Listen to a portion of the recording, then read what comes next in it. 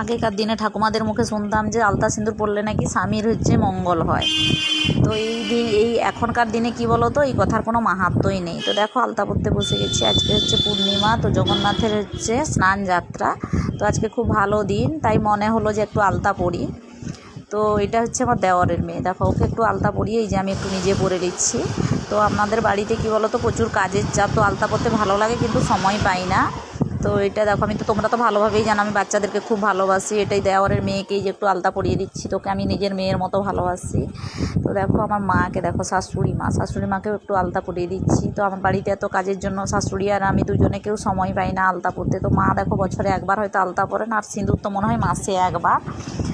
তো আমার প্রিয় বন্ধুদেরকে বলবো, তোমরা ওই শুভ দিনগুলোতে আলতা পরবে, তো ভালো লাগে, পাগুলাও দেখতে ভালো লাগে, তো স্বামীর মঙ্গলও হবে হয়তো, আগেকার দিনে বলতো।